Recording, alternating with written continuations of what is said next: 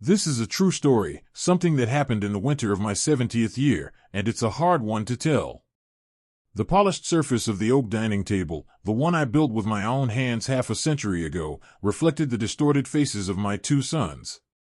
They had gathered us here in my home for my birthday, but they didn't bring a cake. They brought a lawyer and a sheaf of papers that declared me a ghost in my own life.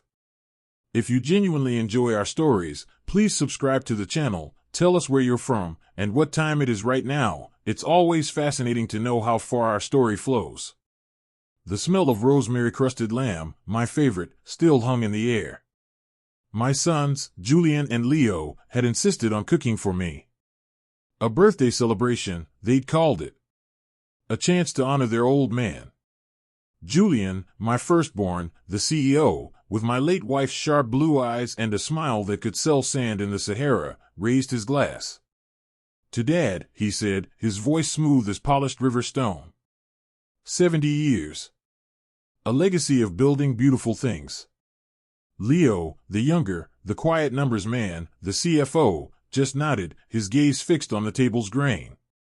He could never look me in the eye when a lie was in motion. I should have seen it then. The silence in the room was too heavy, too deliberate. The space between his words was filled with something cold. I thought it was just the solemnity of the occasion, the weight of a milestone birthday without their mother, Eleanor, by my side. I was wrong. It was the weight of the axe they were about to swing. After the toast, Julian cleared his throat, the performance beginning. Dad, we need to talk about the future, he started, placing a hand over mine. His skin was cool. You've done so much. You've earned a rest. A real one. I smiled, feeling a warmth spread through my chest. For all their ambition, they were good boys. They cared. I'm not ready for the scrap heap yet, I chuckled. There's still the Greenwood Memorial Park project. My masterpiece. Julian's smile tightened. About that. He slid a thick leather folio across the table. It made a soft, sinister shushing sound against the wood. Beside him, a woman I hadn't properly registered, a stranger with hair pulled back so tight it looked painful, opened a similar folio. Mr. Vance, she said, her voice devoid of any warmth. My name is Evelyn Reed. I'm legal counsel for Vance and Sons Gardens. My own company. The one I'd started with a rusty pickup truck and a dream in a small corner of Marin County 50 years ago. The one that now landscaped half of Northern California. Why does my company have a lawyer at my birthday dinner? I asked, the warmth in my chest turning to ice. Julian squeezed my hand, a gesture that was meant to be reassuring but felt like a vice. It's a precaution, Dad. For you. For the family. He tapped the folio. We've been worried about you. Your memory, some of the decisions you've made lately. It was Leo who slid the first paper towards me. A doctor's letterhead. Dr. Alastair Finch. I'd never heard of him. The text was dense with medical jargon, but certain words jumped out like vipers: cognitive decline, impaired judgment, sundowning, progressive dementia. It was a clinical execution, a diagnosis of my own obsolescence. What is this? My voice was a whisper. Who is this man? He's a specialist, Leo mumbled, finally looking up. There was a flicker of something in his eyes, pity, maybe, or just the cowardice of a man following his brother into hell. He's one of the best. He came by the house a few times last month. You remember? I didn't. I remembered a man who came to appraise an antique clock, another who came to discuss insurance. They had been tests. Interrogations disguised as pleasantries. My sons had been parading strangers through my home to judge my sanity. Then came the second document. The one that broke me. A durable power of attorney. I remembered signing it a decade ago, after Eleanor passed. Julian had said it was for medical emergencies, in case something happened to me, so they could make decisions about my care. It was supposed to be a shield. They had turned it into a sword. Evelyn Reed spoke, her voice cutting through my shock. In light of Dr. Finch's assessment, and pursuant to the authority granted in this document, your sons, as the appointed agents, have made a difficult but necessary decision. They are assuming full fiduciary and operational control of Vance and Sons Gardens, effective immediately. Furthermore, they've taken steps to ensure your continued well-being. She pushed a glossy brochure across the table. The Willows Assisted Living Community. Pictures of smiling, silver-haired seniors playing chess and doing watercolor painting.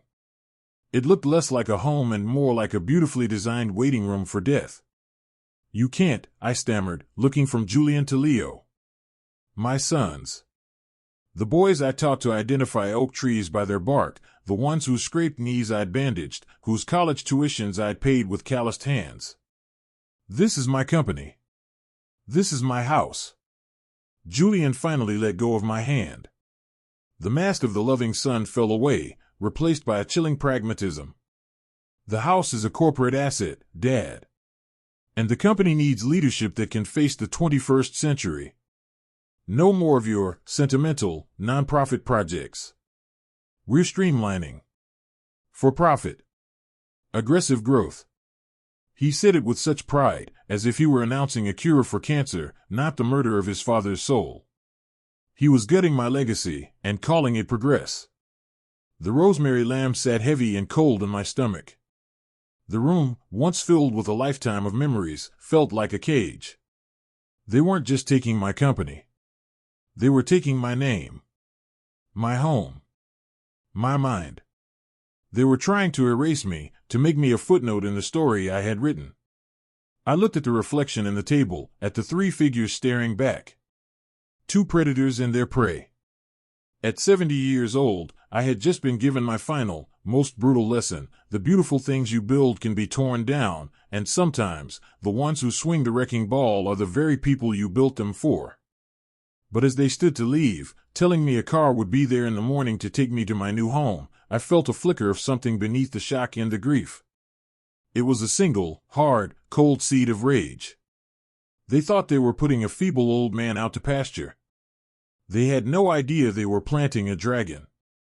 The transition to life at the Willows was a masterclass in psychological warfare, executed with the sterile efficiency of a surgeon amputating a limb. The car that arrived the next morning was a sleek, black town car, the kind usually reserved for executives or funerals. The driver, a stoic man in a black suit, didn't speak a word.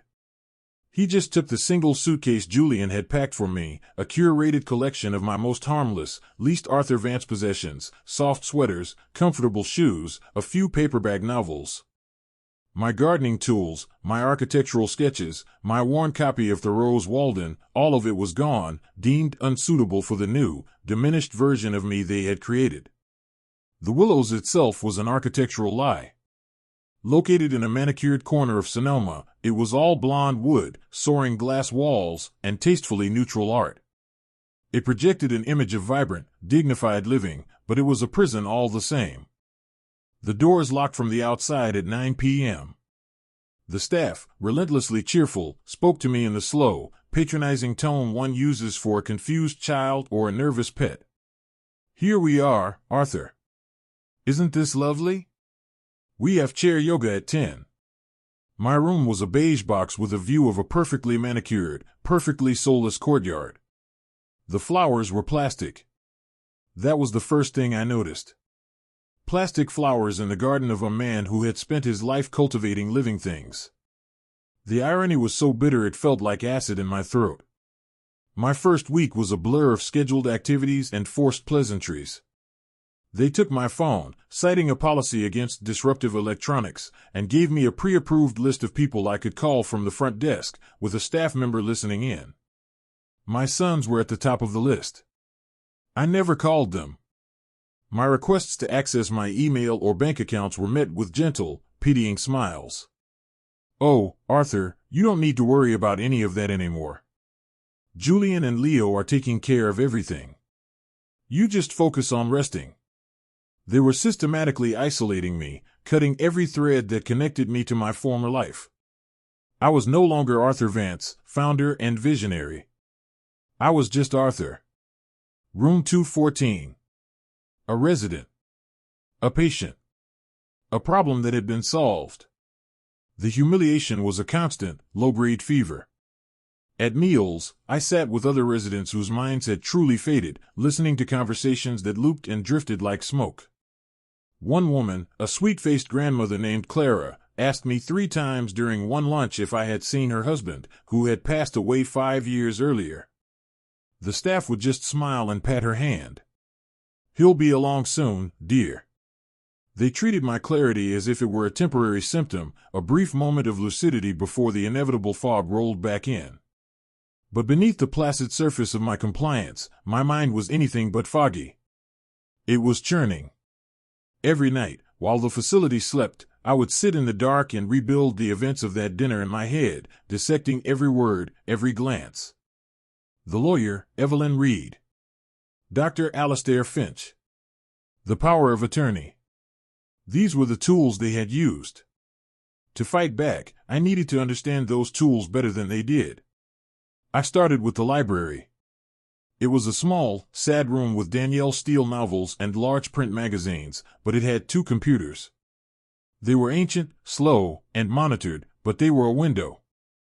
I spent hours teaching myself to navigate the internet with a patience I hadn't needed since I was a young man learning the Latin names of plants. I had to be careful. I couldn't search for how to fight a fraudulent power of attorney.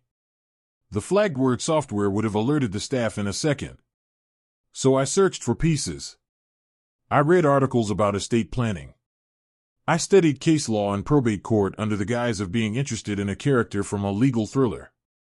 I learned the language of my captivity, fiduciary duty, undue influence, testamentary capacity. Each term was a stone I could use to build a foundation. My first real break came from an unexpected source, the garden. The plastic flowers in the courtyard were an insult I couldn't bear. I found the head gardener, a man named Miguel, a weary but kind soul with dirt permanently etched into the lines of his hands.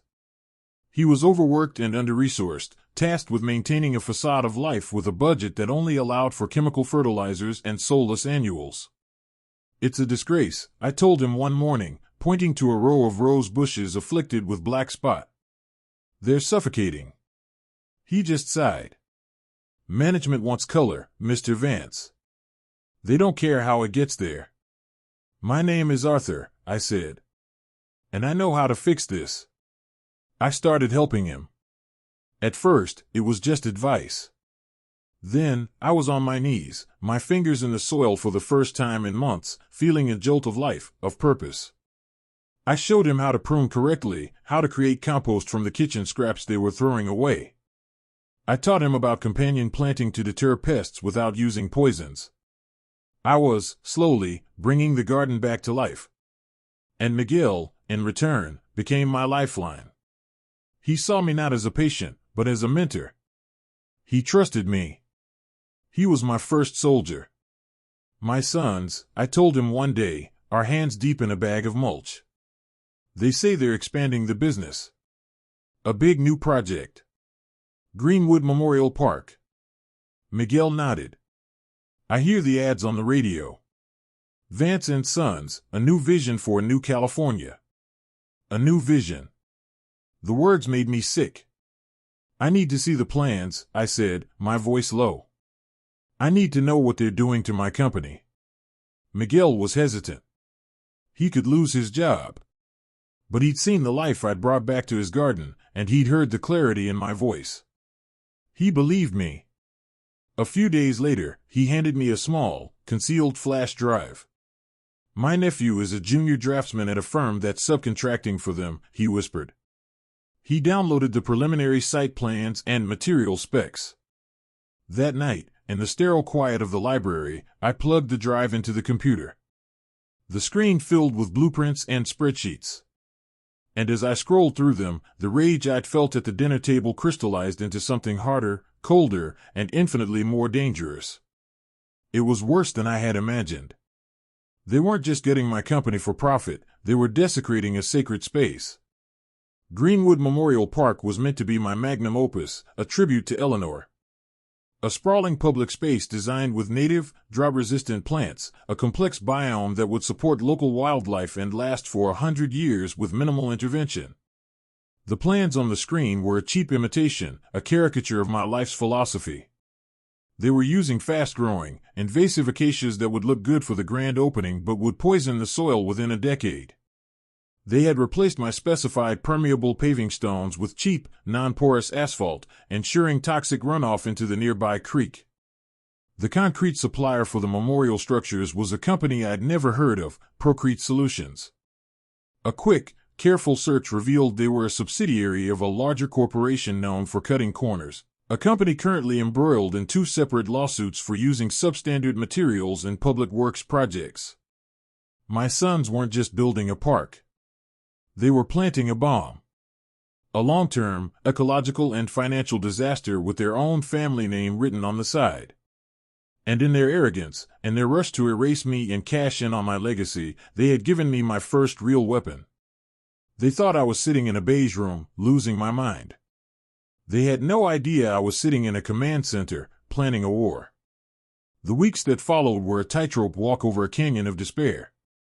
My sons, Julian and Leo, maintained their charade of filial piety with chilling precision. They visited every Sunday, bringing fruit baskets and hollow smiles. They would sit in the oppressively cheerful common area of the Willows, regaling me with sanitized updates on the business, their voices loud enough for the staff to overhear.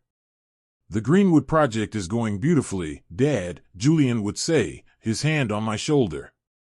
"Everyone is so excited. It's going to be a real tribute to your vision." His words were poison darts coated in honey. He was using my own vision as a shield for his greed. Leo would nod along, producing financial reports printed on glossy paper, full of manipulated projections and inflated numbers. There were documents designed to confuse and placate, to prove that their coup was not only necessary but successful. "Profits are up 30% this quarter, Dad," he'd say, pointing to a meaningless bar graph. "We're leaner, more efficient. Just like you always taught us." They were liars. They were thieves. And they were my children. Each visit was a fresh torment, a reminder of the depth of their betrayal. They looked at me and saw a relic, a doddering old man who needed to be managed. They had no idea that behind my quiet nods and vacant smiles, a different man was taking meticulous notes, gathering intelligence, and sharpening his knives. My alliance with Miguel was my secret conduit to the outside world. He became my eyes and ears, a humble gardener who was now an unwitting corporate spy. He would bring me whispers from the construction site, smuggled in with bags of fertilizer and potting soil. I learned of subcontractor disputes, of disgruntled foremen complaining about the abysmal quality of the materials from Procrete Solutions. I heard about shipments of saplings arriving already diseased, about Julian bullying city inspectors into signing off on shoddy foundation work. Each piece of information was a crack in the facade of their invincibility. They were powerful, yes. They had the law, the money, and the narrative on their side. They were the respected sons of a brilliant but fading patriarch, dutifully carrying the torch. I was a resident of room 214, a man whose own signature had been used to declare him irrelevant. To the outside world, they were untouchable. But I knew something they had forgotten in their arrogance. I had built the castle they now occupied. I knew where all the secret passages were. My strategy couldn't be a direct assault. A lawsuit from a man legally declared incompetent would be laughed out of court. I had to fight like a guerrilla, using the terrain they couldn't see, the knowledge they had dismissed as worthless. My weapon was my expertise. My battlefield was the very earth they sought to corrupt. My first move was subtle, designed to sow a seed of doubt not in them, but in the system they were manipulating. The soil at Greenwood Park was a unique alluvial deposit, rich but notoriously unstable if not managed correctly. I knew its composition like the back of my hand. I had spent a year conducting tests before I even began my initial designs. Julian and Leo, in their rush, had ignored my research. Using the library computer, I drafted a letter. It was a work of art, a masterpiece of anonymous concern. I wrote it from the perspective of a retired soil scientist and concerned local citizen, someone with no apparent connection to Vance and Sons. The letter was dense with technical data, citing specific pH levels, drainage coefficients, and the disastrous long-term effects of planting invasive, water-guzzling acacia species in that particular substrate. I predicted, with chilling accuracy, severe soil erosion within 3 years, leading to the destabilization of the planned memorial wall and catastrophic runoff into the protected wetlands downstream. I didn't make accusations, I presented an irrefutable scientific conclusion. It was the kind of letter a city bureaucracy couldn't easily ignore. It was too detailed, too authoritative. It would force them to ask questions. Miguel mailed it for me from a post office in a different town. The next phase of my attack targeted their finances. I used my late-night computer sessions to dig deeper into Procrete Solutions and their parent company. I followed a tangled web of shell corporations and LLCs, a maze designed to shield the owners from liability. It took me 2 weeks of patient, painstaking work, but I finally found a name, a director on the board of one of the shell companies, who had a history. A man named Thomas Galloway. He had a pattern, investing in construction supply companies, which would then win massive contracts for public projects, deliver shoddy materials, and then declare bankruptcy just before the inevitable lawsuits began, leaving taxpayers to foot the bill. Galloway was a corporate vulture, and my sons had willingly climbed into the nest with him. Again, I drafted a communication, this time an email to a specific person, a firecracker of an investigative journalist at the San Francisco Chronicle named Sarah Jenkins. I'd followed her work for years. She had a reputation for sinking her teeth into corporate malfeasance and not letting go. My email was short and cryptic. I gave her the name Thomas Galloway, the name Procrete Solutions, and the public contract number for the Greenwood Memorial Park. I ended it with a simple line, they say you can't build a legacy on a foundation of lies. Some people are about to find out if that's true. I sent it from a temporary, untraceable email address I created at the library. I had now laid 2 charges, 2 hidden mines waiting for the right pressure to be applied. But I knew it wasn't enough. To truly reclaim my life, I needed a lawyer. A real one. And I couldn't just pick a name out of the phone book. I needed a shark, but a shark with a soul. A person who would be willing to take on a case that, on the surface, looked utterly hopeless. And I knew just the man. His name was Samuel Blackwood. A legendary probate lawyer, now semi-retired, living in a sprawling house in Sausalito overlooking the bay. He was brilliant, eccentric, and notoriously difficult. He had a reputation for only taking cases that personally intrigued him. We had a history, of a sort. 15 years ago, Vance and Sons had landscaped his estate. During the project, we discovered we shared a passion for a very specific, very difficult hobby, the cultivation of rare orchids. Getting to him was the problem. I couldn't call him. I couldn't write him a letter that wouldn't be intercepted. I had to send a message only he would understand. It was the biggest risk I had taken yet, a desperate gambit that would either open the door to my salvation or slam it shut forever. I called Miguel into the resurrected garden at the Willows. Under the shade of a flourishing Japanese maple I had saved from the brink of death, I told him I needed one last favor. It was a favor that would require him to go to my old home, the home Julian now lived in, and retrieve something for me. Something I had hidden long ago. The air in my old greenhouse had always been a living thing, thick with the scent of damp earth, chlorophyll, and the faint, sweet perfume of blooming orchids. It was my sanctuary, the one place where the chaos of the business world fell away, leaving only the patient, intricate work of coaxing life into being. I knew Julian never went in there. He saw my passion for horticulture as a quaint but unprofitable distraction. To him, the greenhouse was just a glass box full of weeds. This negligence was now my salvation. In the back, behind the potting bench, I explained to Miguel, sketching a map on a napkin. There's a loose flagstone. Underneath is a climate-controlled case. Inside, there's a plant. A Paphiopedilum rothschildianum. Miguel looked at me, his brow furrowed. A what? The gold of Kinabalu, I said. It's an orchid. One of the rarest in the world. It will look like it's dying. The leaves will be yellowed, the roots frail. That's the point. I need you to take that plant, box it carefully, and deliver it to this address in Sausalito. I handed him the napkin with Samuel Blackwood's name and address. Include a simple gift card. The message must be exactly this: this plant has a root infection. I know how to save it. I have a similar problem. AV. Miguel stared at the napkin, then back at me. I could see the fear in his eyes. He was a gardener, not a secret agent. This was a huge risk. Breaking into my old home, taking something, it was a crime. Arthur, he began, his voice wavering, I could go to jail. And what if they catch me? They won't, I said, my voice firm, trying to project a confidence I didn't entirely feel. Julian is in meetings all day. The security system is focused on the main house, not the greenhouse. You'll be in and out in 5 minutes. Miguel, this is everything. This is the only way. I looked at him, at this good man who had shown me kindness when my own blood had shown me none.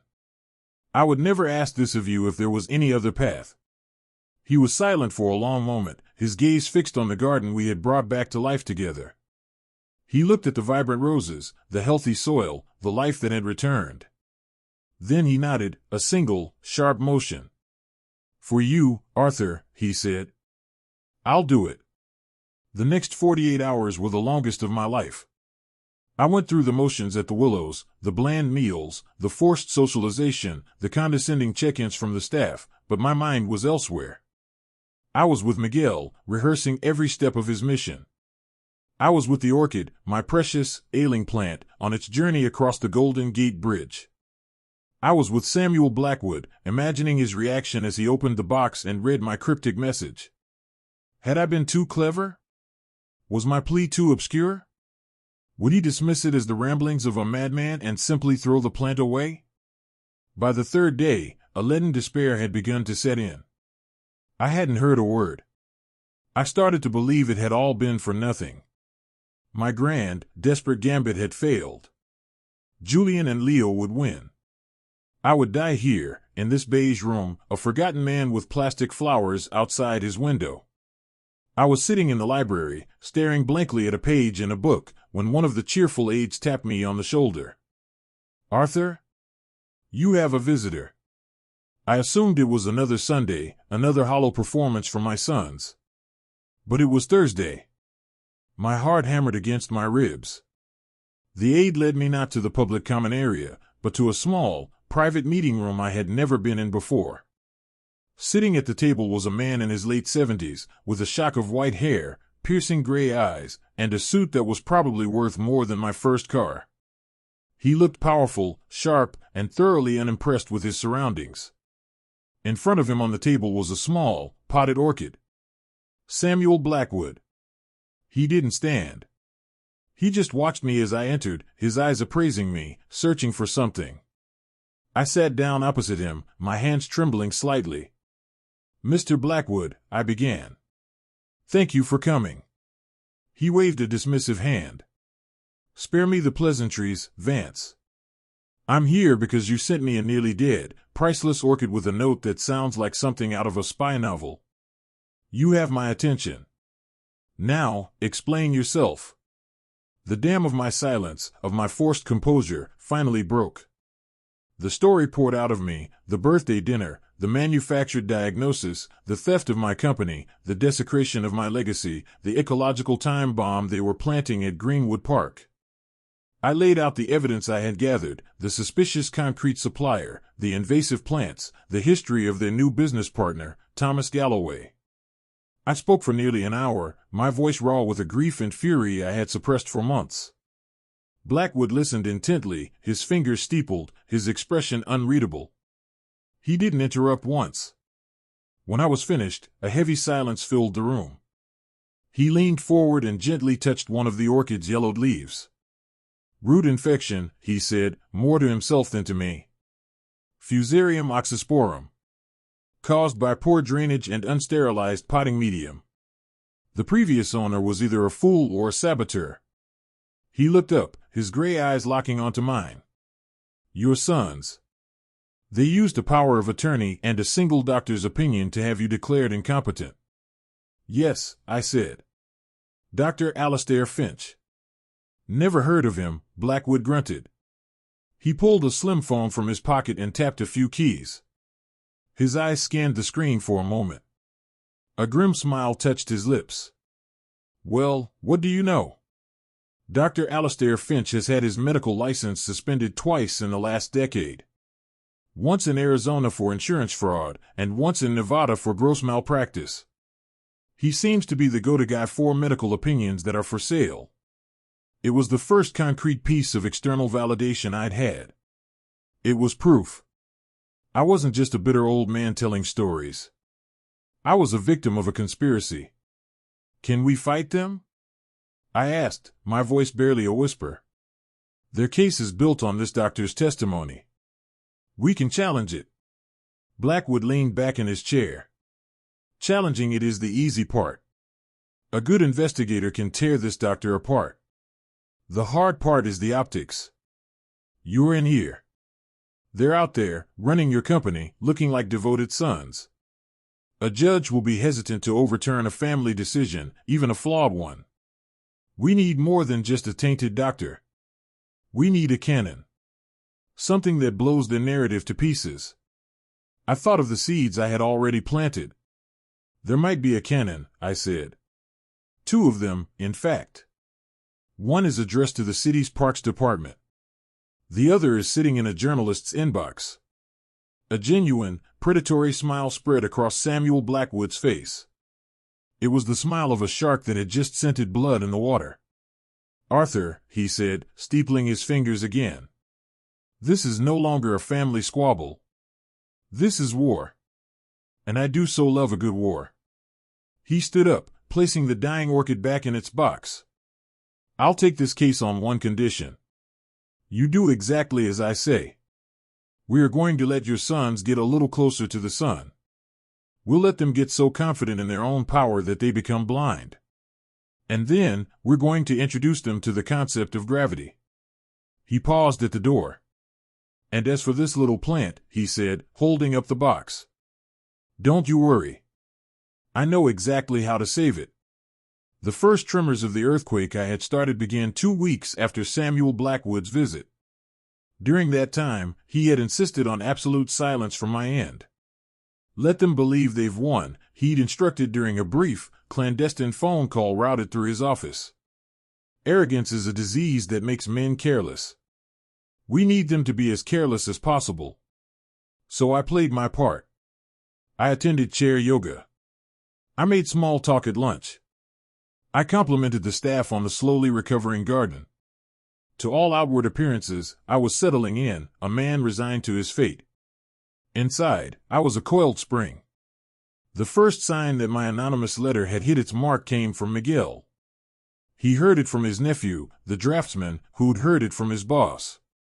The city's Parks and Recreation Department had put a temporary, unofficial hold on the Greenwood Park project, pending a third-party environmental impact review.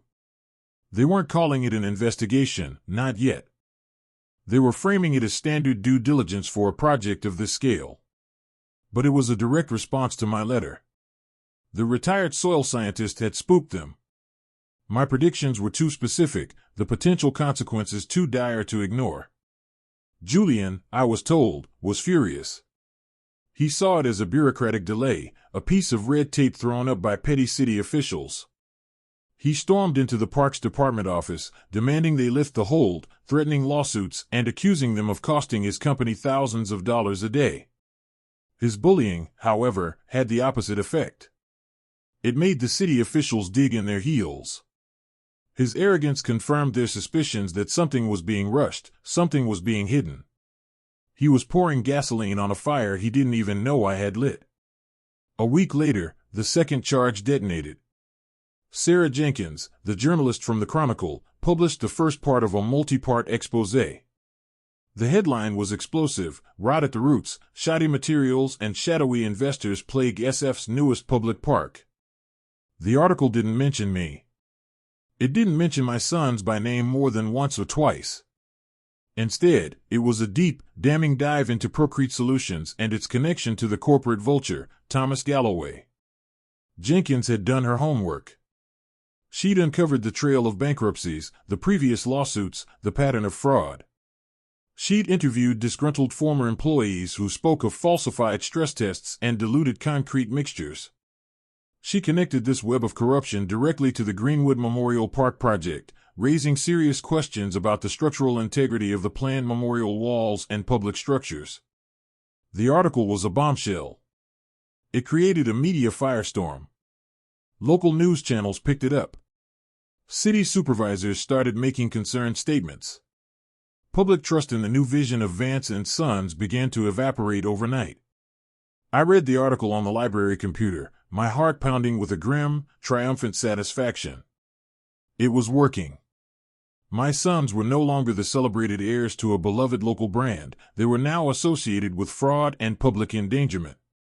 Their power was based on their reputation, and that reputation was now bleeding out on the front page of the city's most respected newspaper. The pressure was mounting, and Julian and Leo started to make mistakes. Panicked by the bad press and the construction halt, they tried to shift the blame. Julian gave a disastrous television interview where he came off as defensive and dismissive, blaming sensationalist media and anti-business regulations for the problems. Leo, meanwhile, started shuffling money between corporate accounts, trying to hide their financial exposure and their dealings with Galloway, leaving a messy, easily traceable trail of wire transfers that Blackwood's forensic accountant, a quiet genius named Miss Patel, was eagerly mapping out. The dominoes were falling, faster and faster. Blackwood's private investigator had tracked down Dr. Alastair Finch to a seedy medical office in Reno. The investigator, posing as a representative for a wealthy family needing a similar favor, got the entire sordid transaction on tape, including Finch's fee for a fraudulent diagnosis. We now had irrefutable proof of conspiracy. The final piece we needed was to formalize my challenge. Blackwood filed an emergency petition in probate court for a full competency hearing. He attached Finch's documented history of malpractice and the transcript of his confession as preliminary evidence. He argued that a grave injustice had been committed, not only against me personally but against the public trust, as my company was now embroiled in a massive scandal under the leadership of the very men who had defrauded me. The judge, a no-nonsense woman named Judge Eleanor Carmichael, a delicious irony that was not lost on me, was already familiar with the Greenwood Park scandal from the news. She read Blackwood's petition, saw the evidence, and immediately granted the hearing.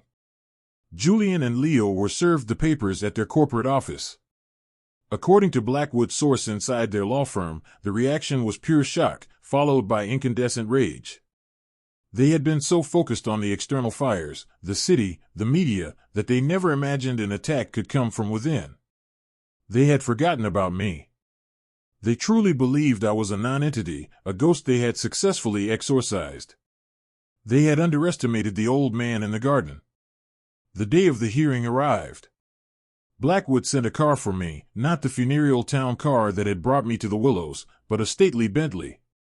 He also sent a suit, perfectly tailored, in a deep charcoal gray. As I dressed, I looked at myself in the mirror. The man looking back was not the broken, defeated person who had arrived here months ago. My eyes were clear, my back was straight. The stoop of despair was gone, replaced by the posture of a man ready for battle. When I walked out of the main doors of the Willows, no longer a resident but a free man on his way to court, Miguel was there, trimming the roses we had saved together. He looked up and gave me a small, subtle nod. It was all the acknowledgement I needed. As we drove towards the San Francisco Superior Court, Blackwood prepped me. "They will try to paint you as confused, frail, and vindictive," he said. "Their lawyer, this Evelyn Reed, is sharp. She will try to twist your words, to use your age against you. Do not take the bait. You are not the defendant here. You are the expert. You are the authority. You are Arthur Vance. Let the court see the man who built an empire, not the man his sons tried to bury." The courtroom was packed. Journalists, city officials, and curious members of the public filled the gallery. At the respondents' table sat Julian and Leo, huddled with their lawyer. For the first time, I saw fear in their eyes. The smug confidence was gone, replaced by a pallid, desperate anxiety. Julian shot me a look of pure hatred, a look that said, "You should have stayed gone." I met his gaze, my expression calm, and gave him the slightest, almost imperceptible nod. The battle for my life, my name, and my legacy was about to begin. The courtroom felt like a theater set for a tragedy. The air was thick with tension, the silence punctuated only by the scratching of reporters' pens and the low hum of the fluorescent lights. Judge Carmichael sat elevated, her expression stern and impartial, her eyes missing nothing. Evelyn Reed, my son's lawyer, began the proceedings. She was as sharp and polished as I remembered, her voice a finely honed instrument of legal rhetoric. Her strategy was clear from her first sentence, to paint me as a beloved but tragically fated patriarch, a confused old man being manipulated by an opportunistic lawyer for a final, bitter grab at a company he no longer understood.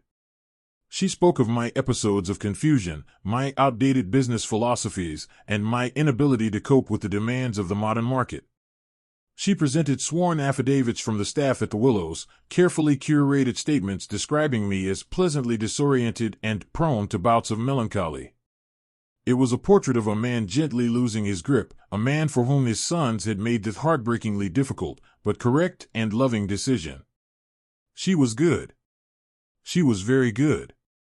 She almost made me believe her. Julian and Leo sat at her side, playing their roles to perfection. They were the dutiful, grieving sons, forced to air their family's private pain in a public forum. They looked at me with expressions of deep, sorrowful concern. The performance was nauseating. When it was Blackwood's turn, he didn't begin with a thundering rebuttal. He began quietly. He called a single witness to the stand, Dr. Alastair Finch. The doctor swaggered to the stand, a man confident in his professional credentials.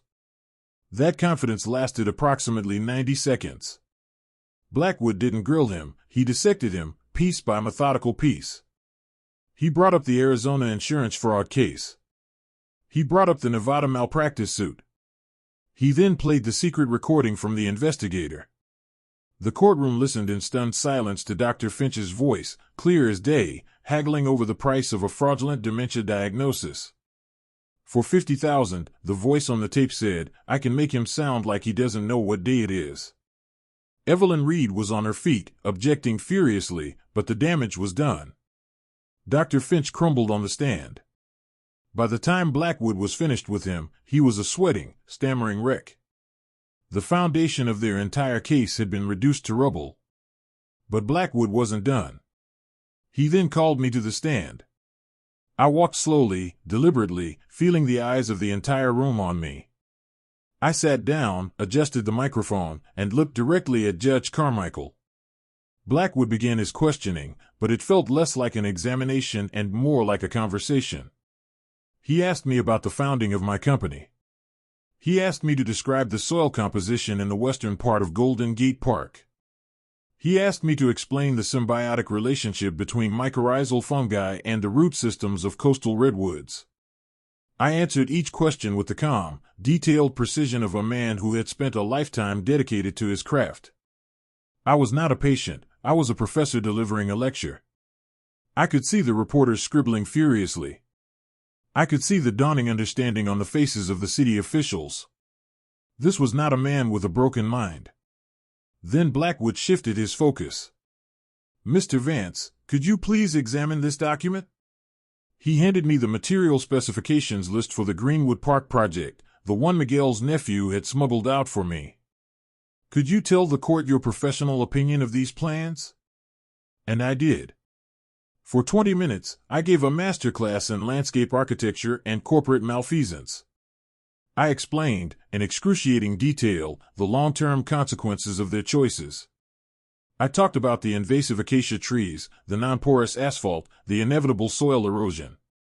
I took the cheap, profit-driven decisions my sons had made and exposed them for what they were, a betrayal of public trust and an act of environmental vandalism. I used their own plans as a weapon against them. Then came the final, brutal stroke. Mr. Vance, Blackwood said, his voice resonating through the silent courtroom. Why do you think your sons, who grew up in this business, would make such catastrophic errors? I paused, letting the question hang in the air. I looked at Julian and Leo. Their faces were ashen. The masks were gone. All that was left was the raw, ugly truth. They are not errors, Mr. Blackwood, I said, my voice clear and steady. They are choices. My sons were raised in the garden, but they never learned to respect the soil. They see nature, they see my company, they see me, as nothing more than an asset to be liquidated. This was never about my health. It was about greed. They didn't want to protect their father. They wanted to cash in on his legacy before the body was even cold. The silence that followed was absolute. In that moment, everyone in the room knew the truth. When Evelyn Reed rose to cross-examine me, her confidence was gone. She tried to trip me up, to poke holes in my testimony, but her questions were feeble, her attacks clumsy. She asked if I was bitter about my son's success. I replied, I would be proud of their success if it were built on the principles I taught them: integrity, quality, and respect. What they have built is a house of cards on a foundation of lies, and I am not bitter, I am heartbroken. She had nowhere to go. She had lost. She knew it. The judge knew it.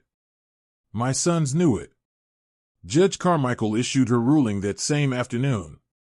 Her voice was cold with fury. She invalidated the power of attorney.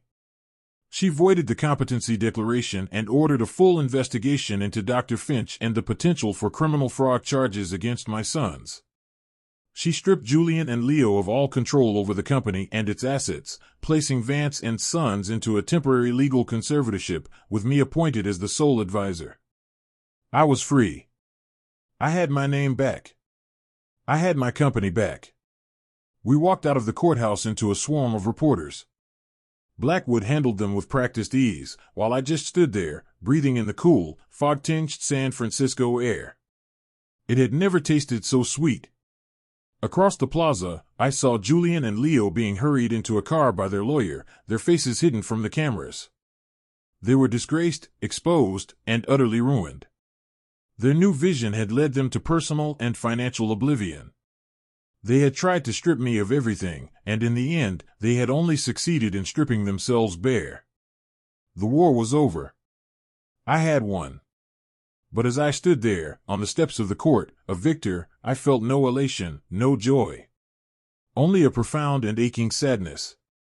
The cost of this victory had been the very sons I had once cherished above all else. I had won back my life, but I had lost my family forever. The aftermath was a slow, methodical reclamation. Returning to my home was the strangest part. It was the same house, with the same oak table and the same view of the bay, but it felt different, haunted by the memory of my son's betrayal. The first thing I did was walk out to the greenhouse. It was neglected, the air stale, a fine layer of dust coating the glass panes. But my orchids, my resilient, beautiful orchids, had survived. They were thirsty and in need of care, but they were alive. I spent the entire first day back in there, repotting, pruning, watering, my hands in the familiar soil, the rhythmic work a balm for my bruised soul. The company was a far greater challenge. Vance and Sons Gardens was in shambles. My son's reckless pursuit of profit had left a trail of broken contracts, angry clients, and terrified employees.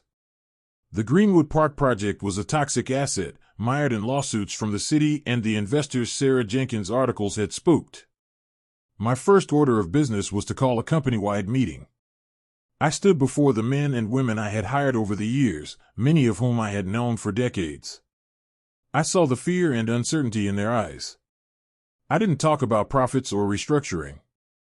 I talked about roots. A company, like a tree, is only as strong as its root system, I told them. Our roots are not profit margins, they are integrity, craftsmanship, and a deep, abiding respect for the land we shape. We have been poisoned by a blight of greed, but the roots are still good. The hardwood is still strong. It will be hard work, but we are going to heal this company. We are going to return to the principles on which it was built. My next act was to publicly scrap my son's plans for Greenwood Park. I issued a press release announcing that Vance and Sons would bear the full cost of undoing the damage they had done. We would remove the invasive species, tear out the cheap asphalt, and restore the site. Then, we would build the park as it was originally designed, my tribute to Eleanor, a gift to the city, completed at no cost to the taxpayers. It was a financially devastating decision, one that would take years to recover from, but it was the only way. It was an act of atonement. It sent a clear message: the true soul of Vance and Sons had returned. Julian and Leo were adrift. They were facing multiple civil lawsuits. The state medical board had permanently revoked Dr. Finch's license, and the district attorney was considering criminal charges against all three of them for fraud. They were unemployable, their names synonymous with a spectacular public scandal. They tried to contact me several times. Leo sent a rambling, tear-stained letter full of self-pity and blame. Julian, ever the narcissist, had his lawyer send a proposal for a financial settlement, as if this were all a business negotiation that could be solved with a check. I did not respond to either of them. Samuel Blackwood advised me to have no contact, but it wasn't legal strategy that kept me silent. It was a sense of finality. There was nothing left to say. They had made their choices, and I had made mine. To speak to them would be like trying to reason with a storm that had already passed, leaving wreckage in its wake. One crisp autumn evening, about a year after the court hearing, I was sitting on my deck, looking out at the lights glittering across the bay. The work of rebuilding was slow and arduous, but for the first time in a long time, I felt a sense of peace. The company was healing. The early stages of the real Greenwood Park were taking shape. My life, which had been so violently derailed, was back on its tracks. My phone rang. It was Miguel. His voice was warm and friendly. We had become close friends, and I had promoted him to lead the entire horticultural team for the company. He was thriving. "Arthur," he said, "I thought you should know. I saw them today." "Them?" I asked, though I knew who he meant. "Your boys. They were working with a day labor crew, spreading mulch at that new strip mall over on the 101. They looked small. Small. That was the word. Not evil, not monstrous. Just small. Two men who had grasped for an empire and had ended up with nothing but blisters on their hands and the ashes of their father's love in their mouths. The image was not satisfying. It was not triumphant. It was just profoundly, deeply sad. I thanked Miguel for the call and hung up. I thought of them, my sons, toiling in the dirt, a parody of the life I had tried to give them. They had wanted the fruits of my labor without understanding the dignity of the labor itself.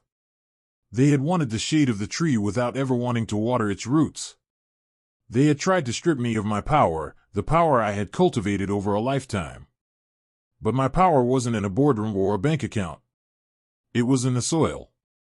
It was in my knowledge. It was in the core of who I was. That was a power they could never touch and could never understand. The world saw a spectacular story of revenge, of an old man's triumph over his greedy sons. But sitting there, under a sky full of distant, silent stars, I knew it wasn't a triumph. It was a tragedy.